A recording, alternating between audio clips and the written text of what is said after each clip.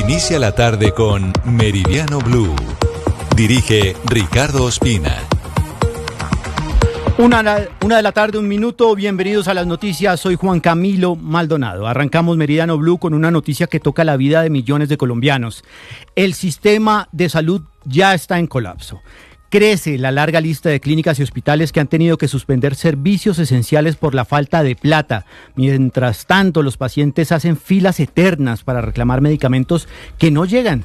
De 9 fórmulas, en estos momentos, en muchos casos, solo hay 2. El gasto de bolsillo de los colombianos en medicamentos y en tratamientos de salud se ha disparado. Las familias en estos momentos están destinando hasta el 40% de sus ingresos para cubrir tratamientos que el sistema ya no garantiza. Y frente a este panorama, ¿el gobierno? Sí, silencio, guarda silencio. Las medidas de intervención a las EPS no han mejorado la atención ni la solvencia financiera. La ciudadanía desesperada recurre cada vez más a las tutelas. Solo en el primer trimestre de 2025 se impusieron más de 73,000 acciones judiciales para exigir una pastilla, para exigir un tratamiento médico, para exigir unos pañales. ¿Cuántas alertas más necesita el gobierno de Gustavo Petro para actuar? ¿Cuántas vidas más deben ponerse en riesgo antes de que se tomen decisiones estructurales? Ese es el tema central hoy en Meridiano Blue. Bienvenidos. Todo esto y más en instantes, pero antes vamos a la Casa de Nariño. Avanza en estos momentos una reunión de emergencia para definir el futuro de los pasaportes en el país. Caterina Ávila. Juan Camilo, a puertas cerradas se define el futuro de los pasaportes en Colombia. Es una mesa técnica para tomar decisiones. Asisten delegados de la Embajada de Portugal, la canciller encargada Rosa Villavicencio, que inicia su gestión en medio de este lío, la gerente general de la Imprenta Nacional Viviana León Herrera y el jefe de despacho Alfredo Saade, quien lidera este proceso y por quien, recordemos, la ahora ex canciller Laura Sarabia dejó su cargo. El contrato hasta el momento no se ha firmado, a pesar de que Alfredo Saade dijo la semana pasada que en las próximas horas se firmaría. Y la clave de esa reunión es que está la embajadora de Portugal en Colombia, Catarina Arruda. La última palabra al final la tiene ese gobierno, porque es quien conoce los tiempos, define si son suficientes para que en 53 días esté funcionando esa alianza comercial entre el gobierno de Portugal y la Imprenta Nacional, que según los estudios técnicos de la misma Cancillería no está lista para asumir esta tarea y necesita un tiempo de transición. Y como si no fuera suficiente las demoras que se presentan con los pasaportes y las que vienen porque, ojo, esto se va a complicar.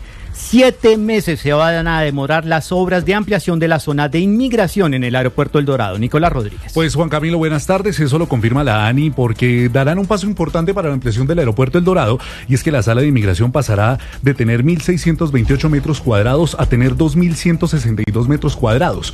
Una obra que se va a demorar aproximadamente 7 meses, de lo cual también la ANI y OPAI le pidieron a los pasajeros ser un poco pacientes, porque se van a reducir los tiempos de ejecución de la sala del aeropuerto El Dorado. Es una ampliación que se da porque se dieron cuenta además que del 2024 para acá el flujo de turistas que llegan al país subió un 30%. Además, Blue Radio pudo conocer lo siguiente: actualmente hay 20 módulos en funcionamiento y con esta ampliación serían 33 en total. En 28 serían 20 equipos de Biomic, y en este momento se completarían con 28, y además se contrataría un nuevo sistema de control televisivo para la entrada de los pasajeros. Sobre esto hablamos con Ana Milena Duarte, quien es la jefa de infraestructura del aeropuerto. Ante el incremento constante de vuelos y el crecimiento del turismo promovido por el gobierno nacional, le dimos luz verde al Aeropuerto Internacional El Dorado de Bogotá para adelantar obras complementarias que permitan la reconfiguración del área de inmigración. Juan Camilo, y es que recuerde usted que el Aeropuerto El Dorado entra en transición para darle paso a una gran obra de infraestructura de la ampliación del aeropuerto. Vuelvo a la Casa de Nariño, noticia de última hora. El embajador en Washington regresa a los Estados Unidos. Caterina Ávila. Juan Camilo, por orden del presidente Gustavo Petro, el embajador de Colombia en Estados Unidos, Daniel García Peña, se regresó ya a Estados Unidos. Se espera que sobre las 4 de la tarde llegue allá, y pues no se conoce todavía esa instrucción diplomática que le dio el presidente Gustavo Petro después de haberlo llamado a consultas. Lo que se sabe es que la orden es que vuelva a territorio estadounidense. Esto pasa pues en medio de esa crisis con Estados Unidos y después de que se reuniera con el mandatario para contarle sobre esos puntos y sobre esas explicaciones que él quería que le dieran acerca de lo que se estaba haciendo en Estados Unidos. Catherine, Esta reunión entre el embajador y el presidente Gustavo Petro, ¿cuándo se dio? Y Catherine, ¿esto sería ya el primer paso para volver a restablecer nuevamente las relaciones luego de esta crisis diplomática con el gobierno de Donald Trump? Mire, el presidente llamó a consultas al embajador Daniel García Peña el jueves de la semana pasada. Esta semana se reunió el mandatario, ayer a las 6 de la tarde se reunió el mandatario con el embajador y hoy la instrucción y lo que acabamos de conocer es que le da la instrucción de volver a territorio estadounidense. No se sabe pues puntualmente qué pasó en esa conversación, pero lo que se sabe es que Colombia va a dar pasos para intentar rehabilitar esa relación con Estados Unidos. ¿Viaja hoy mismo, Catherine? Sí, hoy mismo y llegaría a Estados Unidos a las 4 de la tarde. El que no viaja el 20 de julio a Washington, pero así a Santa Marta, es el presidente Gustavo Petro. ¿Por qué, Catherine?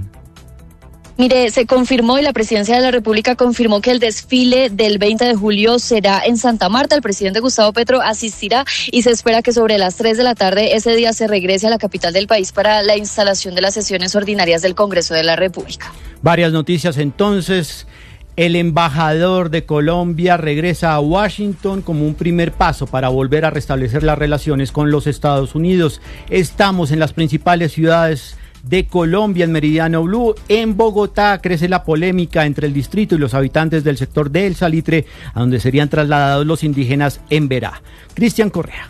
Juan Camilo, buenas tardes. Lo que dice el distrito es que tienen que cumplir el fallo judicial que les ordena trasladar a por lo menos 1.100 indígenas de la comunidad en Berá, que en este momento están asentados en la Unidad de Protección Inmediata de La Rioja, al sur de Bogotá.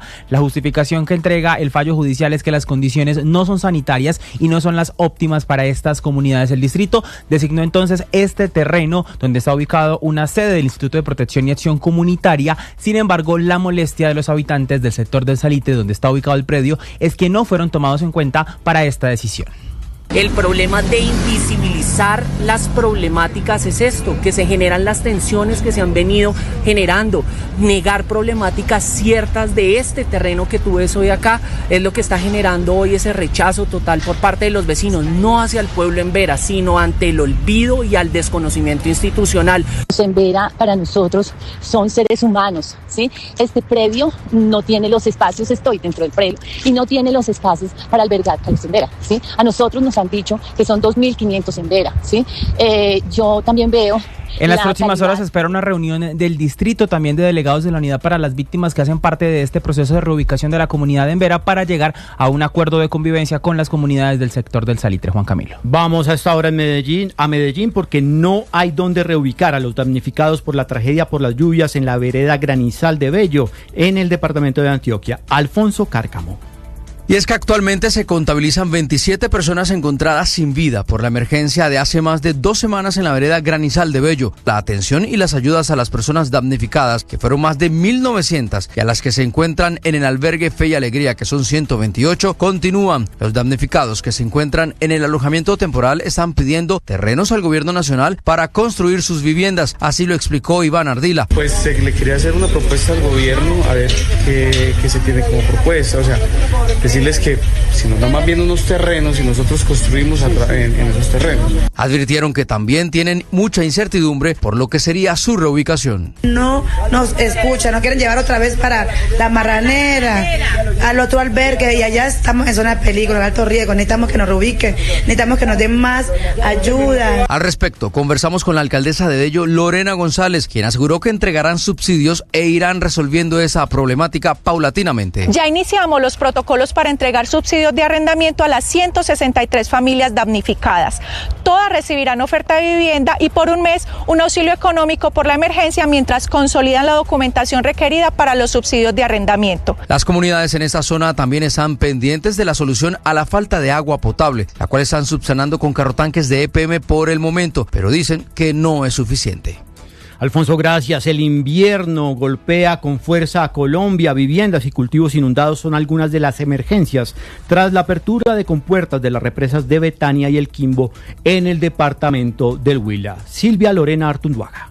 Tras la apertura de las compuertas de las represas de Betania y el Quimbo en el Huila, cuyos niveles superaron la semana anterior el 100% de su capacidad, y luego del censo realizado en los 8 municipios de la zona de influencia, 288 viviendas resultaron inundadas y más de 174 hectáreas de cultivos quedaron bajo el agua. Isabel Hernández, directora de la Oficina de Gestión del Riesgo del Huila. Son 288 viviendas inundadas, igualmente 425 animales evacuados, 174 hectáreas de cultivos afectados. Aunque los embalses se mantienen en alerta amarilla, actualmente Betania registra un nivel del 91.71% de su capacidad, mientras que el Quimbo se encuentra en el 97.44%. El embalse ha seguido disminuyendo de forma importante desde el día anterior y en este momento el embalse tiene un volumen útil del 91.71%. Ante esta situación se hace un llamado a la población a mantener las medidas de precaución y a seguir las recomendaciones de las autoridades.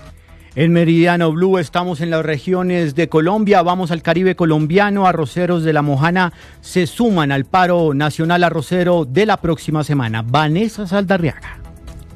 Le cuento a usted, Juan Camilo, con las buenas tardes, que pérdidas hasta por 2 millones de pesos por cada hectárea cultivada son las que están teniendo los agricultores de La Mojana, donde este año las cosechas fueron realizadas por la mitad de lo que habitualmente ocupaban. Pues la baja rentabilidad económica que está teniendo la producción de este cereal llevó a que más de 35.000 hectáreas se quedaran sin ser usadas. Marco Tulio Uribe, quien es líder de la zona, asegura que este panorama hace que ellos también se sumen al paro del próximo 14 de julio, con lo que bloquearán importantes vías de conexión entre la región Caribe y el departamento de Antioquia. Vamos a sumarnos a los paros que se van a contemplar para hacer el bloqueo en el puente del San Jorge, y hay diferentes puntos que se están concertando para hacer presencia. Indicó que para este fin de semana tendrán entonces definidos los que serían cerca de 8 puntos de bloqueo, y además sumarán también a su reclamo la solicitud al gobierno para que cierren el boquete de Caregato. Marcela Peña me acompaña en la presentación de noticias. Marce, bajó la inflación, pero eso no me sirve a mí porque estoy endeudado con los créditos hasta la cabeza. Pues Juan Camilo, de pronto le sirva a los que van a hacer mercado, pero le tengo malas noticias. No necesariamente va a implicar que bajen más rápido las tasas de interés. Ya les cuento por qué. La Fiscalía pidió condenar a los abogados de Diego Cadena y Juan José Salazar. Se les acusa de presionar a testigos para obtener testimonios en favor del expresidente Álvaro Uribe. Juan Esteban Quintero. Mucha atención porque la Fiscalía General de la Nación acaba de solicitarle a un juez de conocimiento que condene al abogado Diego Cadena y al abogado Juan José Salazar por ser coautores de los delitos de soborno y fraude procesal. Todo esto relacionado con el episodio que vincula de manera directa al expresidente Álvaro Uribe como haber sido la persona que habría dado instrucciones a estos dos profesionales del derecho para que buscaran la forma de que exjefes paramilitares que habían hablado en su contra años atrás se retractaran de esas acusaciones. Este es el momento en el que el fiscal Daniel Hernández solicita la condena. Ante lo cual le solicito desde ya a su señoría se profiera fallo condenatorio en contra de los señores Diego Javier Cadena Ramírez y Juan José Salazar por los delitos acusados. Esta solicitud que hace el fiscal Daniel Hernández hace parte de los alegatos de conclusión de este proceso que se lleva de manera paralela al juicio contra el expresidente Álvaro Uribe Vélez. Ambos juicios se están llevando a cabo en este momento en los juzgados de Palo Quemado. El expresidente Álvaro Uribe, por su parte, continuará entregando sus conclusiones de su juicio en lo que resta de la tarde. Y a la 1:14 p.m, recorramos el mundo a través de la información con César Moreno. Hola, muy buenas tardes y mucha atención porque el presidente estadounidense Donald Trump acaba de anunciar un arancel del 50% al cobre y también va a contemplar otro de hasta el 200% para los productos farmacéuticos si sus fabricantes no se instalan en Estados Unidos. And other things into the country, they're going to be tariffed at a very, very high rate, like 200%. Además informó que no va a posponer la fecha límite del 1 de agosto para que entren en vigor los aranceles más altos en decenas de países. Recordemos que Trump impuso en abril un arancel generalizado del 10% a los productos de casi todos sus socios comerciales, incluyendo a Colombia, y tarifas aduaneras más altas a otros países. Se suspendieron hasta el 9 de julio, pero ahora hasta el 1 de agosto, pero hasta ahí, ya no más, y no se van a otorgar más prórrogas según Trump. And everybody pays, everybody has to pay, and the incentive is that they have the right to deal in the United States. If they don't want to, they don't have to pay and they don't have to deal here. También desde la Casa Blanca, Trump acusó a su homólogo ruso Vladimir Putin de decir muchas sandeces sobre Ucrania e insinuó que podría imponer nuevas sanciones a Moscú. Putin is not treating human beings right. He's killing too many people. So we're sending some defensive weapons to Ukraine, and I've approved that. Es siempre muy amable, pero resulta irrelevante. Putin está asesinando a mucha gente. No estoy contento con él, declaró Trump. En los últimos días, el mandatario norteamericano ha dicho que no ve a Putin con ganas de negociar la paz con Ucrania y por eso Trump va a reanudar el envío de armas a Ucrania ante la escalada de ataques rusos con misiles y drones.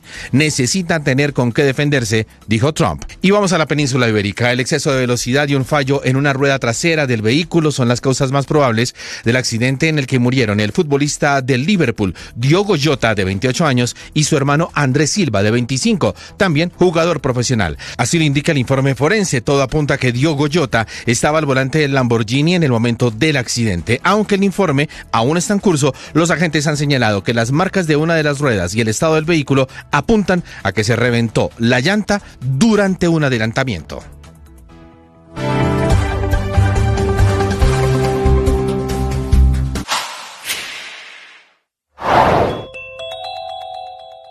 La alcaldía de Bogotá se mantiene en trasladar las comunidades indígenas en Vera a uno de sus predios en el barrio Salitre.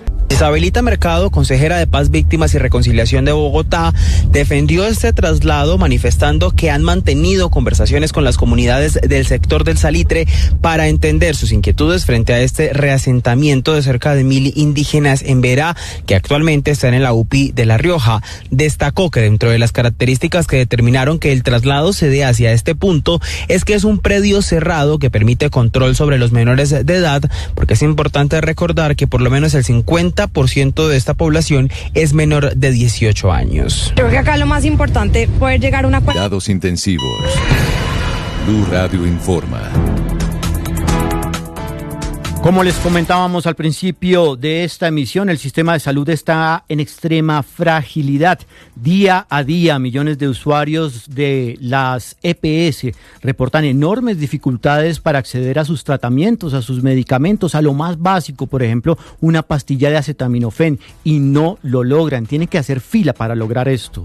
Los afiliados de la nueva EPS, la EPS más importante del país y que se encuentra intervenida por el gobierno, viven hoy un viacrucis para que se les garantice el derecho a la salud. Nicole Buitrago. Buenas tardes. Conocimos el caso de Manuela, acudiente y nieta de la señora Doris, una paciente en condición de discapacidad y enfermedad crónica. Va por lo menos 2 veces por semana al punto de atención de la nueva EPS, ubicado en el norte de Bogotá, para encontrar alguna respuesta que le permita mantener con vida a su familia. Duró 4 meses sin medicamentos y eso hizo que le diera un accidente cerebrovascular que la llevó al hospital.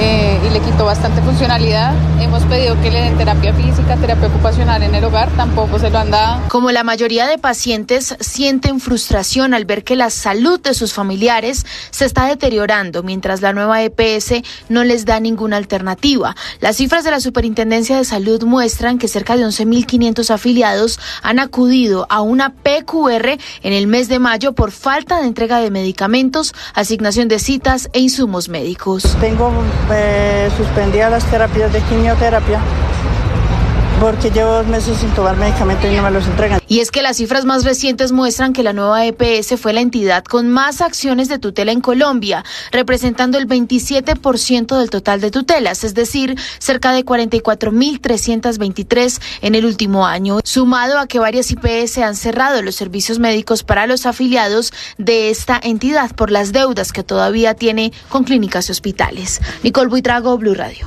Nicole, gracias. Y es que en Bogotá ya hemos visto largas filas de gente tratando de reclamar sus medicamentos. Muchos de los afectados son pacientes que padecen de cáncer. Julián Ríos.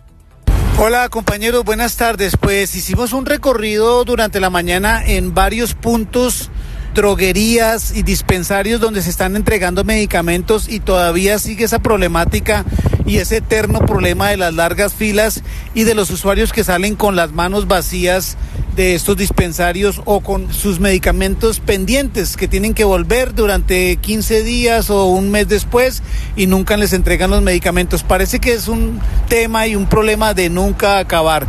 Es la constante en varios puntos de Bogotá. Estuvimos en el último, fue en un dispensario de Suba, donde las personas llegan a las 3:30 de la mañana. Muchos usuarios llegan a hacer fila para obtener una ficha para poder ingresar y muchas veces, o la mayoría de ellas, según sus testimonios, pues salen con las manos vacías o con la mitad de los medicamentos. Escuchemos varios de ellos y varias de las quejas que han presentado en este punto, como también se presentan en otros sitios de Bogotá. Estoy faltando 20 para las 3. Y pues está pasando esto porque las EPS están tan malas, que el gobierno anterior la cogieron y la volvieron nada, solo negocio, y nosotros ya desde el bulto, a toda hora. Porque nos toca madrugar y si no se nos va aquí todo el día. Estamos desde las 3:30 más o menos. Vea, a veces he tenido el turno 1 y me da más de una hora aquí que me estén entregando medicamentos incompletos porque no entregan todo. Pendientes porque, bueno, en veces porque no los, no sé, porque no los entregan, ¿no? No, dicen que no los hay. Entonces, pues no sabemos por qué razón no lo entregan. Supuestamente que no hay medicamentos, que hay, por ejemplo, vengo por pendientes y por medicina, pero que no haya esos. Vamos a ver hoy. En realidad lo que piden los usuarios es que les entreguen sus medicamentos porque entre los pacientes hay enfermedades crónicas y hay temas de tratamientos oncológicos que no pueden, digamos, tener un medicamento un mes después, 15 días después, sino que lo necesitan con carácter urgente. Julián, gracias. Eso frente a los medicamentos, pero en el tema de los servicios hospitalarios, se cierran servicios hospitalarios a diario en Colombia.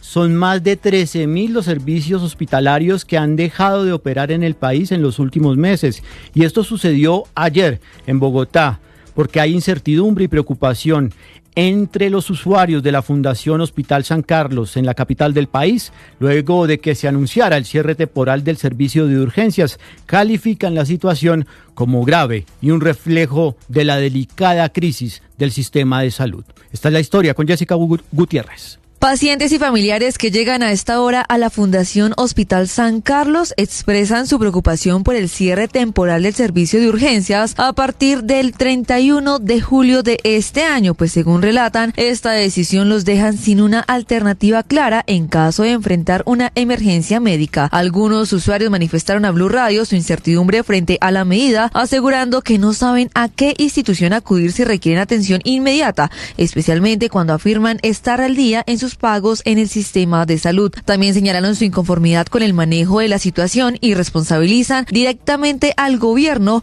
por lo que consideran una creciente crisis en el sector salud. Pues me parece terrible porque en lugar de tener un buen servicio y un buen apoyo, están cerrando absolutamente varias urgencias, entonces nos vemos afectados terriblemente. Porque, claro, se paga bien caro el seguro y con esas pendejaditas no sirve. Toca que nos hablan de todo, la de salud. Como mala idea que estén cerrando eso porque va a quedar mucha gente sin el servicio de hospital. De todas maneras, yo pienso que no debería de ocurrir eso, sí, de cerrarlo, porque eso es muy necesario. Una urgencia, entonces, ¿cómo va a ocurrir uno? Y es que este no es un caso aislado. Durante el 2024, Colombia registró el cierre temporal de más de 13.000 servicios médicos y el cierre definitivo de 4.358, incluyendo las urgencias de la Clínica Roma de Colsubsidio. Expertos en el sistema de salud atribuyen esta situación a la acumulación de deudas en la cartera del sector salud. Jessica, y hablando de deudas, en Cali están en riesgo varios servicios médicos justamente por cuenta de las deudas que las EPS tienen con la red de clínicas y hospitales. Ojo a esta cifra, hay deudas por más de 2 billones de pesos con la red privada en Cali, más de 65.000 millones de pesos con la red pública de prestación de servicios médicos. Estefanía Toledo. Sigue siendo crítica la crisis financiera del sistema de salud en Cali. Las EPS intervenidas están debiendo a las 6 empresas sociales del estado de la ciudad más de 65.000 millones de pesos, mientras que para las clínicas privadas la deuda asciende a los 2.5 billones de pesos. El secretario de Salud de Cali, Germán Escobar. Nuestras 6 EPS distritales tienen la deuda de 65.000. Tan solo el Hospital Universitario del Valle tiene una cartera hospitalaria de $500 millón de pesos y el principal deudor del régimen subsidiado es la EPS intervenida en Sanar, mientras que el principal deudor para el régimen contributivo es Nueva EPS. El llamado que hacen las autoridades de salud en la ciudad, tanto al ministerio como a las EPS, es a encontrar soluciones prontas en estos pagos que no comprometan la calidad de atención a los pacientes. Eso en el departamento del Valle del Cauca. Entre tanto, en Santander, específicamente en Barrancabermeja, no sirvió las intervenciones que adelantó el presidente Gustavo Petro y su gobierno en las EPS privadas de esta región del país. Acumulan millonarias deudas que ya superan los 100.000 millones de pesos. Verónica Rincón. Las clínicas Magdalena, San Nicolás, San José e IPS San Luis de Barrancabermeja atraviesan una situación crítica por las millonarias deudas de las EPS intervenidas. Según sus directivos, los pagos por servicios prestados han caído hasta en un 90%, dejando sin flujo de caja a estas instituciones que hoy enfrentan retrasos salariales, escasez de insumos y la salida de personal especializado. Yadir Quintero, representante de la clínica San Nicolás. Aparte de eso, pues venimos con un flujo de dinero muy corto para el sostenimiento de la misma institución. Tenemos aproximadamente 200 y pico de trabajadores directos. Ya se reportan deudas superiores a los 22.000 millones de pesos solo con empleados y la cartera total adeudada supera los 100.000 millones de pesos. Y en Quindío, los usuarios se quejan de que cuando el gobierno interviene en las EPS genera más problemas en lugar de traer soluciones. Nelson Murillo. Carlos Gómez, secretario de Salud del Quindío, confirmó a Blue Radio las dificultades que se están viviendo tras las intervenciones de las entidades prestadoras de salud en este departamento. Todas las veces existen más barreras en el acceso oportuno a los sistemas, a la atención con calidad, a las cirugías y obviamente a los exámenes y procedimientos especializados. Igualmente el tema de medicamentos ha ido deteriorándose paulatinamente. Asmed Salud y Nueva EPS son las EPS con más dificultades en el Quindío. Roberto Acosta, presidente de la Asociación de Usuarios de la Nueva EPS, confirmó a Blue Radio que la demora en la entrega de medicamentos es mortal. La gente se está muriendo porque no tiene acceso a los medicamentos. Antes de la intervención, pues las cosas no eran buenas, pero ahora sí están peores. A estos problemas se suman las deudas de las EPS con las clínicas y hospitales quindianos, que ascienden al billón de pesos, 67% de los cuales tienen una antigüedad que supera un año de atraso en el pago. Vamos a ver.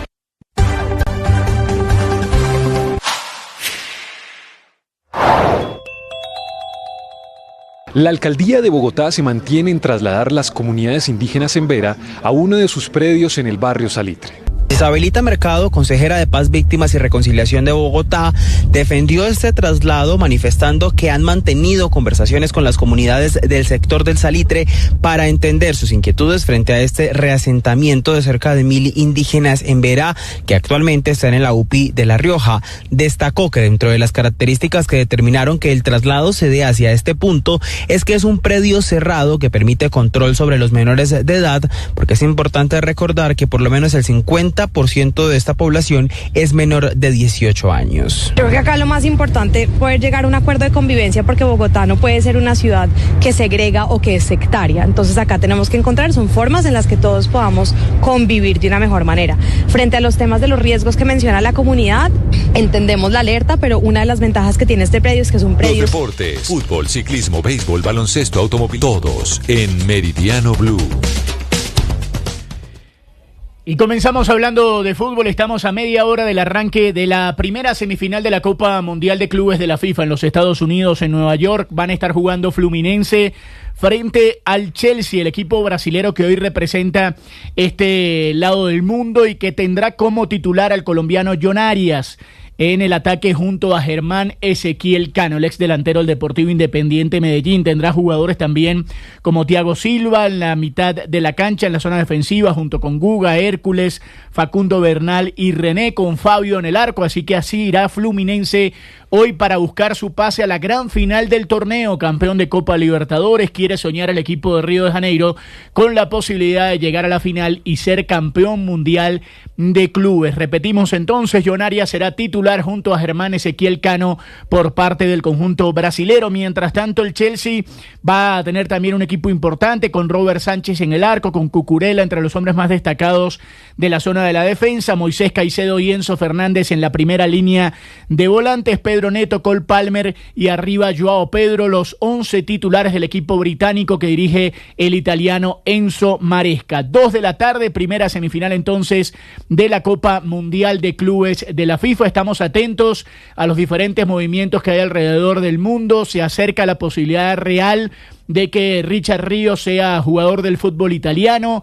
En principio habría un acuerdo ya entre clubes, entre Palmeiras y la Roma. Falta la conversación entonces entre Richard Ríos y el equipo italiano. También está el Inter metido de por medio con la posibilidad de llevarse al jugador del Palmeiras, al jugador de la Selección Colombia, pero hoy a esta hora pica en ventaja el equipo de la Roma que dirige Gianpiero Gasperini, que tiene como figura a Paulo Dybala. Ahí está entonces Richard Ríos con la posibilidad de ser nuevo jugador de la Roma. Cambiamos de tema y hablamos de tenis de Wimbledon porque Carlos Alcaraz terminó ganando su partido frente a Cameron Norris, 6-2, 6-3, 6-3. En 3 sets entonces ganó Carlos Alcaraz. También ganó Taylor Fritz, que terminó derrotando a Khachanov, 6-3, 6-4, 1-6, 7-6. Y en la rama femenina, Aryna Sabalenka también está en la próxima ronda, luego de ganarle a Laura Siemengun, 4-6, 6-2, 6-4. Estamos atentos también. Hoy comienza la última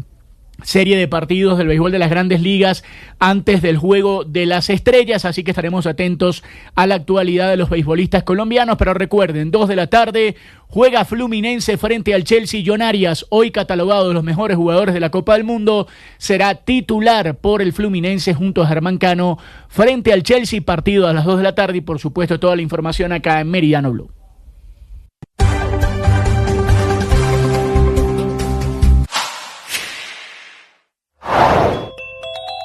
En Mañanas Blue, el cantante colombiano Charly Sa negó tener propiedades en Ibagué, teniendo en cuenta el proceso de extinción de dominio que adelanta la Fiscalía sobre 5 propiedades vinculadas a su nombre. La primera declaración que dan está errada en tiempo y lugar, porque el Oasis no está en Ibagué, sino que está en Girardot. No se construye año 2007, sino que se construye año 2003.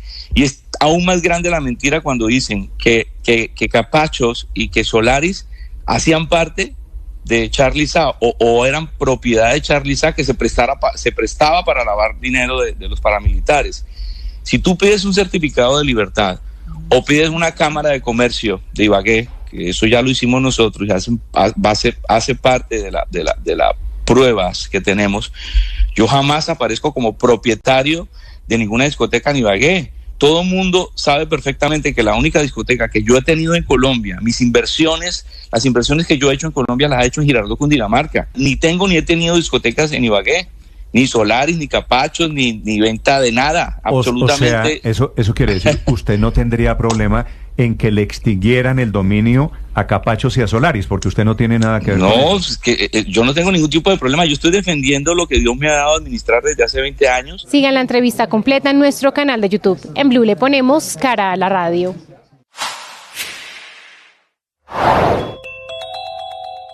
Golpe jurídico para el gobierno nacional. La Corte Constitucional tumbó uno de los pilares de su estrategia fiscal. En una decisión unánime declaró inexequible el artículo 280 de la Ley 2294 de 2023, uno de los apartados del Plan Nacional de Desarrollo que modificaba las reglas para el cobro del impuesto de valorización. El artículo permitía aplicar este impuesto obligatorio no solo antes o durante la ejecución de obras públicas, sino hasta 5 años después de su entrada en operación. La Corte fue clara, este artículo violaba el principio de unidad de materia al introducir un tema tributario en una ley que no tenía relación directa con este asunto. Con esta decisión se revive la norma anterior, el artículo 249 de la ley 1819 de 2016, lo que representa un retroceso para el gobierno nacional en su intento de ampliar su margen de maniobra fiscal. Esta decisión de la Corte, que termina golpeando al gobierno, surgió tras una demanda ciudadana que alegaba que el artículo no tenía conexión directa ni inmediata con las metas del Plan Nacional de Desarrollo.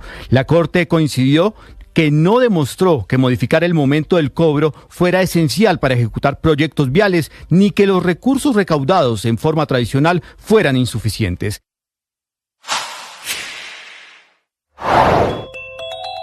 La Fiscalía General de la Nación adelanta un proceso de extinción de dominio sobre 5 propiedades vinculadas con el cantante Charly Sa. Sobre esto habló el cantante colombiano en Mañanas Blue. Y la investigación no se da en mi contra, sino se está dando en contra de un bien inmueble que hace parte de nuestro patrimonio de familia desde hace más de aproximadamente 20 años. ¿Cuál es ese bien inmueble? El Oasis, la discoteca Oasis, que es muy reconocida. Del por qué se inicia esta investigación, porque un par de personas que se desmovilizan de las autodefensas del Tolima, en algún momento le dijeron a la fiscalía que el Oasis de Charly Sa se construyó con los dineros de las autodefensas en Ibagué, Tolima, en el año 2007. Entonces, si ustedes le prestan atención a esta declaración, esta declaración está errada en lugar y en tiempo, porque cuando este par de personas le declaran esto a la fiscalía, le dicen que lo primero, una mentira que se construyó con plata de los paramilitares. Sí. Lo segundo, otra mentira que se dice que se construyó en Ibagué, Tolima. Y lo tercero, una mentira más que se dice que se construyó en el año 2007. Y para muchas de las personas que han tenido la oportunidad o tuvieron la oportunidad de visitar el Oasis, la discoteca Oasis, conocen perfectamente que la discoteca no está en Ibagué, Tolima, sino que está en Girardot. Sigue la entrevista completa en nuestro canal de YouTube. En Blue le ponemos cara a la radio.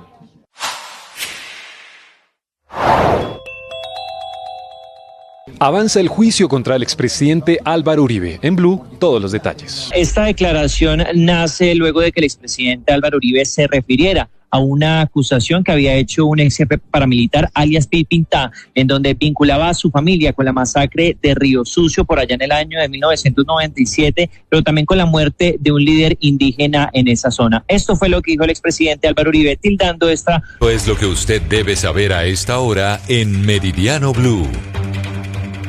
1 de la tarde, 37 minutos. Ya a esta hora se me traba un poco la lengua porque obviamente ya hace hambre, Marcelo. Uy, bastante. Pero bueno, hablemos de demoras no solo en el almuerzo, sino también en los pasaportes. Crece la incertidumbre para cientos de ciudadanos por el futuro de la expedición de estos documentos, pese a que en estos momentos avanza una reunión en la Casa de Nariño para buscar una salida ante esta eventual crisis, porque ya se ha advertido que la Imprenta Nacional, que es el organismo que va a asumir la fabricación de pasaportes en Colombia, no sirve, no va a poder fabricar estos documentos. El gobierno de Gustavo Petro insiste. Pues bien, los ciudadanos se han volcado a las oficinas de pasaportes, obviamente para acelerar ese proceso antes de que cambien de operador. Cristian Correa. Las filas a las oficinas de expedición de pasaportes parece que regresaron. Esto después de que se conociera la decisión del gobierno nacional de poner en manos la negociación del futuro del contrato de expedición de pasaportes al jefe de gabinete Alfredo Saade, encargado de hacer este empalme con la Imprenta Nacional. Los usuarios están quejándose de que han llegado a las oficinas y se encuentran con que supuestamente no hay sistema. Ha sido un poco complicada, primero porque las citas no han salido como se debía. Yo tuve la semana pasada, pedí cita para el centro y ese día, el 5 de julio, tuve cita, pero se canceló. O sea, no hubo sistema, nos tocó esperar. Otros, como en el caso de John Munera, lograron encontrar una cita para ellos, pero ha sido imposible lograr una para sus familiares. Lo pude hacer hasta el día jueves. Yo pedí la cita, me la dieron, pero ya mi hijo trató de hacerlo después y no fue imposible. Al menos 150 personas estaban antes de las 7 de la mañana afuera de las instalaciones de la Oficina de Expedición de Pasaportes de la calle Ciene, confiando en lograr hacer este proceso y recibir en las próximas horas el documento que les permite la salida del país. Cristian, gracias. Y mientras tanto, la Procuraduría se prepara para emitir un informe sobre su visita a la Cancillería. Desde el ente de control le están poniendo la lupa al lío de los pasaportes. Sergio Barbosa. Hola, buenas tardes. Luego de la visita administrativa que realizó la Procuraduría a la Cancillería y a la imprenta por el lío de los pasaportes, fuentes al interior del Ministerio Público le señalan a este medio que el Procurador para la Vigilancia y la Función Pública, Marcio Melgoza, hará pública en las próximas horas el concepto donde deja claro si la imprenta sí tiene las capacidades para la expedición de pasaportes o no. Fue la misma Cancillería la que le pidió a la Procuraduría un acompañamiento a través de un oficio que está dirigido al Procurador General Gregorio El Hach y tiene como finalidad pedir un acompañamiento preventivo por parte del Ministerio Público. En el documento, la Secretaría General del Ministerio de Relaciones Exteriores pide vigilancia sobre el proceso de implementación y puesta en marcha del nuevo modelo de los pasaportes en Colombia. Sergio, gracias. Y mientras el gobierno colombiano trata de solucionar la crisis de los pasaportes, la crisis con los Estados Unidos, pues el presidente Gustavo Petro, en una columna en The Guardian, uno de los principales periódicos y medios digitales de Londres y de Inglaterra, pues propone una cumbre a favor de Gaza en medio de la crisis que enfrenta con Israel. Se van a reunir la próxima semana el grupo de La Haya, 8 países que conforman esta iniciativa. ¿Qué dice la Cancillería sobre este tema? Caterina Ávila. El viernes de esta semana, la Cancillería hará anuncios oficiales sobre los países que confirmaron su asistencia a este evento que se realizará en el Palacio de San Carlos el 15 y 16 de julio. Se trata de una reunión ministerial de la que Colombia y Sudáfrica, en su calidad de copresidentes del Grupo de La Haya, serán sede. El Ministerio de Relaciones Exteriores, ahora liderado por Rosa Villavicencio, está ultimando preparativos y haciendo el llamado a la prensa para que se acrediten en el cubrimiento de este evento. La presencia del presidente Gustavo Petro aún no está confirmada porque esta es una reunión de ministros. Sin embargo, se espera que esté en el acto por su postura alrededor del conflicto entre Israel y Hamás. El mandatario sostiene que lo que ocurre en la Franja de Gaza es un genocidio y en ese sentido ha pedido frenar las acciones de Israel y también ha roto relaciones con ese país. El Grupo de La Haya se estableció en La Haya el 31 de enero del 2025 por Bolivia, Colombia, Cuba, Honduras, Malasia, la República de Namibia, la República de Senegal y la República de Sudáfrica en respuesta a lo que catalogan como graves y continuas violaciones del derecho internacional en territorio palestino. Gran especial nacional de la OCDE.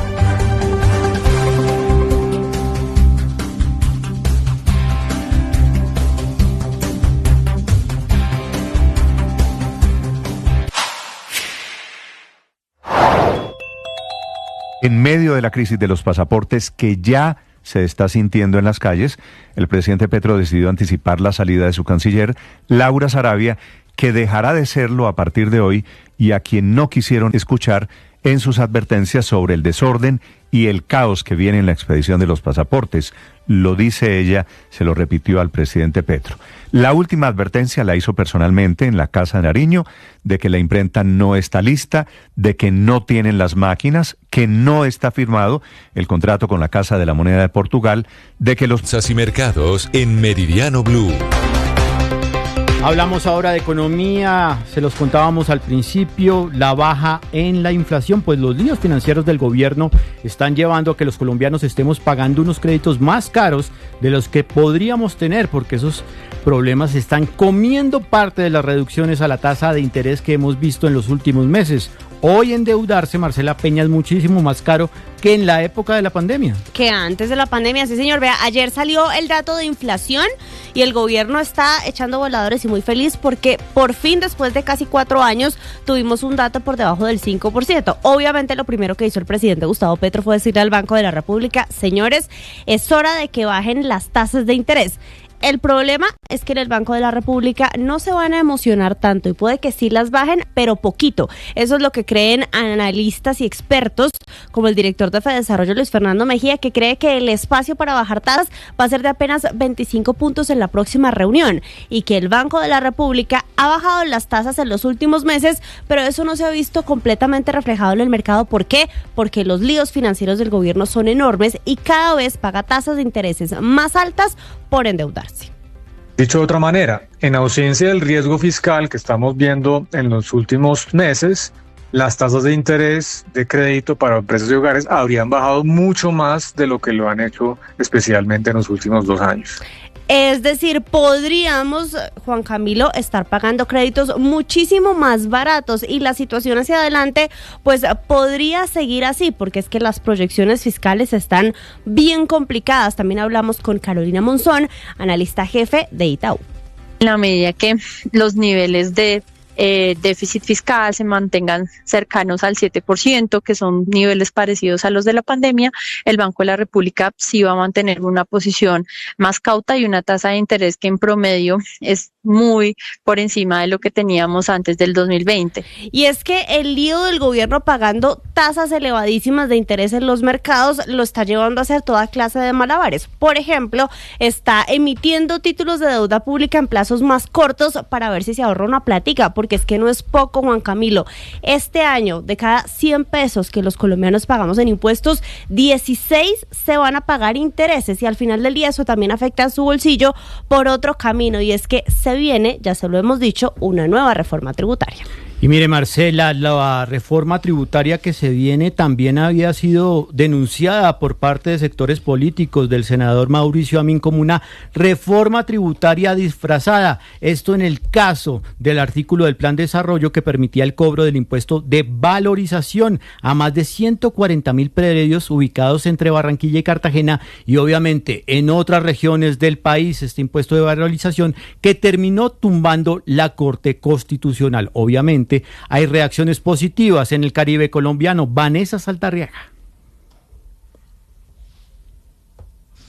Le cuento en este caso, Juan Camilo, que se trata de un cobro que se echó para atrás y que iba a involucrar 140.000 predios ubicados entre Barranquilla y Cartagena y que están sobre la denominada zona de influencia, la circunvalar de la prosperidad. Pues con vítores y júbilos se están celebrando desde los gremios hasta los congresistas esta medida que se da tras el fallo determinado por la Corte Constitucional. Con esto entonces están indicando ellos que se están protegiendo los derechos de los habitantes de esta zona, pero también de otros puntos del país donde se iba a llevar a cabo este cobro. Al respecto, esto es lo que señala Juan Camilo Olivares, quien es el director ejecutivo del Consejo Gremial de Bolívar. Articulados para defender a la región de este cobro o esta pretensión que consideramos injusta e inconveniente. Hoy nos da la razón la Corte Constitucional. Nosotros aquí reconocemos el liderazgo que ha tenido el senador Gómez Amin y de hecho interpusimos también una coayudanza a su demanda. Por lo tanto nos sentimos también partícipes de este logro. Ahora creemos que este es un paso que, si bien es muy importante,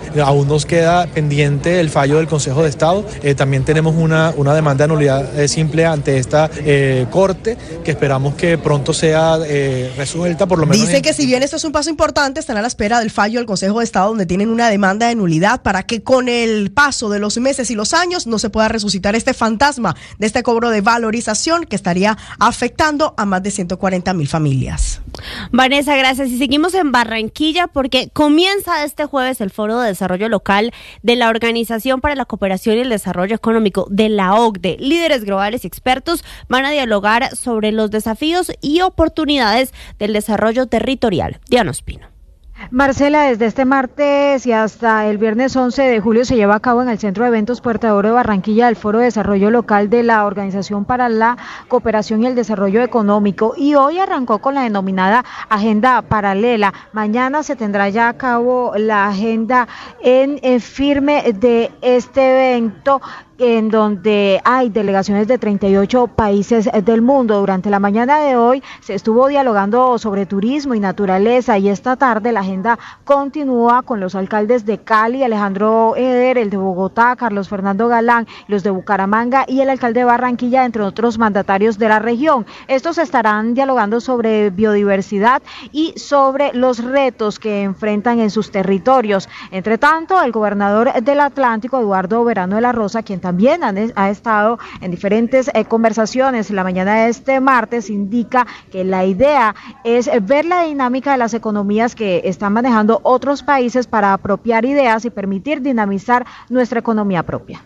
Si creemos que ya llegamos al tope o al techo, yo creo que no continuamos y no seguimos. Se trata precisamente de ver cómo son los otros países y de esa manera que nos sirvan de modelo para una dinámica superior a la que tenemos hasta el día de hoy.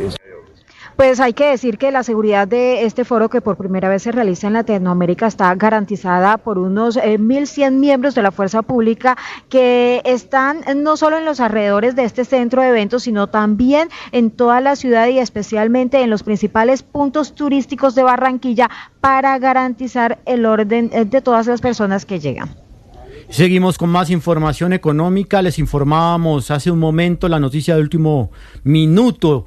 La llegada nuevamente del embajador de Colombia a Washington, el retorno luego de su llamado a consultas. Mientras tanto, gremios económicos en el país ven con preocupación el hecho de que el gobierno de Donald Trump pueda nuevamente subir los aranceles. Nicolás Rodríguez. Juan Camilo, buenas tardes. Hay que recordar que en este momento hay un arancel del 10% que empezó a regir desde abril de 2025, el cual el gobierno insistió en el que lo iban a negociar, pero este fin de semana se conoció que el presidente Donald Trump iba a poner un 10% más a los países que estén aliados con los BRICS. Específicamente, pues el gobierno colombiano dice que va a entrar al Banco de Desarrollo. Sin embargo, hablamos con los empresarios, específicamente con Analdex, quienes ven con preocupación la falta de negociación del gobierno, pero además la citación a los sectores privados, y le piden a la ministra de Comercio, Diana Morales, que vaya ella personalmente a Washington para hablar de cómo se van a negociar los aranceles e impedir un 10% más. Lo que esperamos desde el sector privado es que ese arancel del 10 no se ponga, porque nosotros no somos parte del grupo de los BRICS. Estamos buscando alternativas de financiamiento y se encontró por parte del gobierno que este banco pudiera ser una de esas alternativas. Nosotros lo que se nos ha informado es que hay conversaciones, pero no hay negociación. Estamos a la espera. La ministra anunció ayer que nos iba a citar a una reunión para trabajar ese tema y estamos a la espera. Juan Camilo, otra cosa es que también hicieron énfasis en la carta que envió el presidente Gustavo Petro al gobierno de los Estados Unidos, retractándose sobre las declaraciones de Marco Rubio sobre un posible golpe de Estado. Dicen ellos que quedó como aprendizaje para el gobierno colombiano que no debía hacer declaraciones diplomáticas ni arreglar la diplomacia en tarima, sino que esto se debe hacer a través de los diálogos de los portavoces, y que además le piden ser muy concreto con el tema de los aranceles. Hoy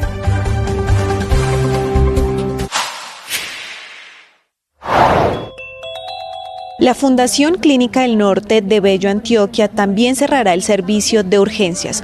Toda la información aquí en Blue Radio. En un comunicado, la Fundación Clínica del Norte, ubicada en Bello, Antioquia, acaba de informar a todos sus colaboradores que por las condiciones actuales y los recursos disponibles del centro médico, se cerrará temporalmente el servicio de urgencias a partir del 25 de julio, con el objetivo de garantizar la sostenibilidad y la calidad en los otros servicios que ofrece la IPS. Dice además que iniciaron el proceso normativo para que este cierre del servicio de urgencias se dé de forma progresiva y ordenada y que no sean interrumpidas. Usted debe saber a esta hora en Meridiano Blue.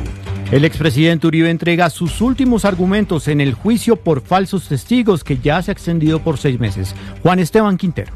En medio de las conclusiones finales, el expresidente Álvaro Uribe expresó su inconformismo porque nunca se pudo ubicar a la abogada Mercedes Arroyave, quien acompañó al entonces representante a la Cámara Iván Cepeda en esas visitas a diferentes cárceles del país con los ex jefes paramilitares que hoy tienen tras las cuerdas al ex jefe de Estado. Le pido a la Administración de Justicia que investiguen esta ausencia, esta contumacia de Mercedes Arroyave. Por otra parte, el expresidente Álvaro Uribe calificó como infamias las acusaciones que ha hecho el exparamilitar alias Pipintá, quien lo vincula a él y a su hermano con la masacre de Río Sucio. Si algo hice yo fue proteger candidatos, amigos y de la oposición. Por eso he dicho, la seguridad democrática me puso a mí el compromiso de que los más conspicuos voceros de la oposición, como en su momento eran el senador Petro, hoy presidente, la doctora Piedad Córdoba. Esta tarde termina la intervención del expresidente Álvaro Uribe y se daría por culminado este juicio que ya lleva más de 6 meses.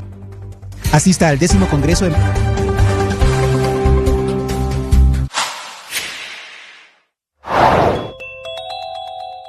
Por instrucciones del señor presidente de la República, hoy el país conocerá algunos lineamientos y una hoja de ruta que la señora ministra de Agricultura y la señora ministra de Comercio le darán a conocer el país, ya que por aquella posible sobreoferta de alimentos que tenemos, se están tomando medidas que benefician aún más a nuestros agricultores. La ministra de Agricultura, Marta Carvajalino, después de la reunión con el jefe de gabinete, Alfredo Saade, confirmó que el gobierno identificó una crisis en el sector arrocero, principalmente identificada en temas de pago a los productores y el exceso de producto que hay en el país. En este inicio de la cosecha más importante del año, esperamos 3 millones de toneladas de arroz y hemos encontrado que en este primer proceso los precios que se pagan a los productores por el arroz verde han bajado más de lo que esperaban. Tenemos ya... Y en Portugal, la noticia tiene que ver con la prohibición del uso de teléfonos celulares en los colegios. Todo después de que los estudios probaran que dejar de usar el teléfono sí reduce los casos de acoso escolar. Enrique Rodríguez. Será a partir del próximo curso cuando los teléfonos celulares estarán prohibidos en las aulas del primer y segundo ciclo, es decir, desde los 6 a los 12 años. Tanto en los centros públicos como en los privados de Portugal. Además, esta medida dejará de ser una decisión discrecional de cada colegio, como ocurría hasta ahora. La medida ha sido tomada por el último Consejo de Ministros del gobierno portugués, que ha aprobado, por la vía del decreto ley, la regulación de la utilización de dispositivos electrónicos con acceso a Internet en los colegios. Esta era, además, una promesa incluida en el programa electoral de la coalición conservadora que ganó los comicios celebrados el pasado mes de mayo en el país vecino. Eso sí, antes de tomar esta medida se han llevado a cabo varias investigaciones y una de ellas evidenció un descenso notable del acoso escolar, la indisciplina y las peleas en aquellos centros donde se vetó el uso de los teléfonos. Recordemos que alrededor del 40% de los colegios portugueses ya habían regulado el uso de dispositivos electrónicos antes de las recomendaciones realizadas por el gobierno para el curso 2023-2024, y la cifra aumentó en el último año hasta superar el 62%.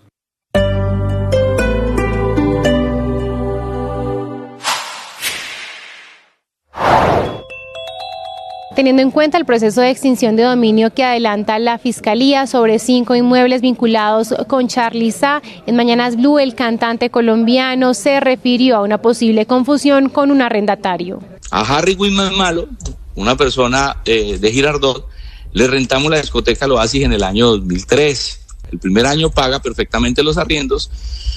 Entre el año 2004 y 2005 no vuelve a pagar un centavo de arriendos.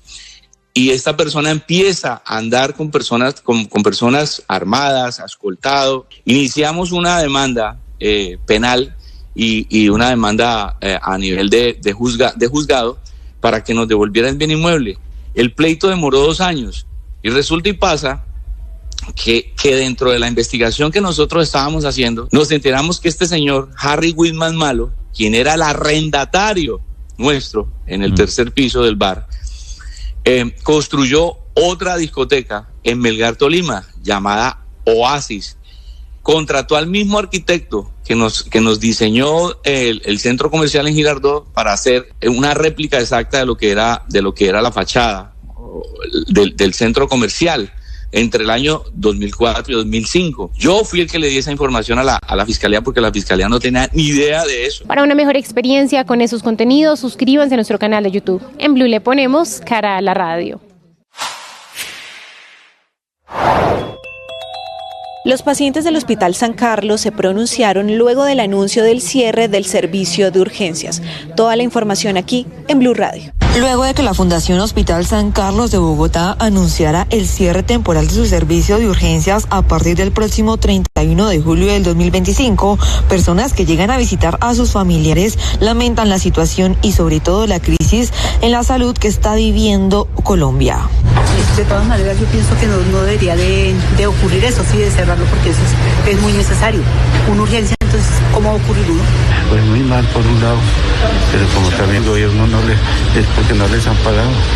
Los médicos tienen sueldo de varios meses atrás. Y es que recordemos que el cierre implica que a partir del 1 de agosto el servicio de urgencias dejará de estar disponible, lo cual conllevará también una modificación en la oferta de servicios que el hospital presta a las diferentes EPS y entidades contratantes. Suscríbase a nuestro canal de YouTube para este y más contenidos. En Blue le ponemos cara a la radio.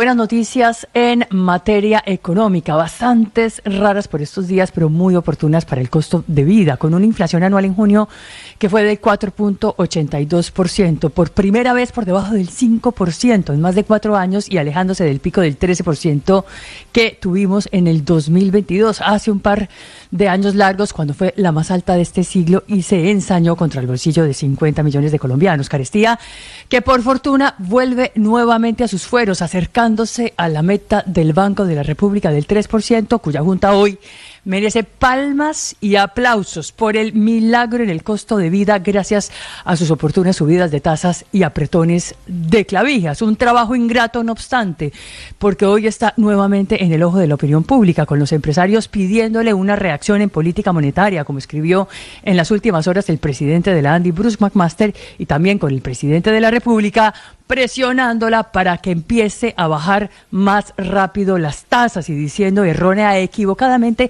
que si no actúa pronto, rápido, se corre el riesgo de caer en una estanflación, estancamiento económico con inflación alta, que no parece ser el caso en cuestión y que deja entrever que a Gustavo Petro ya se le están olvidando sus clases de macroeconomía. En cualquier caso, decisión nada y fácil tampoco para el Banco de la República, en medio de un escenario muy incierto en materia de precios. Aumentaron las solicitudes de citas para tramitar pasaportes en Cali. Toda la información aquí en Blue Radio. Esta mañana se habilitaron más de 1.000 citas para que los vallecaucanos puedan realizar sus trámites para la expedición de pasaportes, pero las largas filas aún permanecen en el centro comercial La Estación de Cali, que es la oficina de pasaportes. Allí algunos ciudadanos llegan angustiados por no tener claro qué va a pasar en el país con la contingencia que presenta el gobierno nacional. Más complicado de pronto sacar la cita, que estos últimos días ha estado como colapsada la plataforma.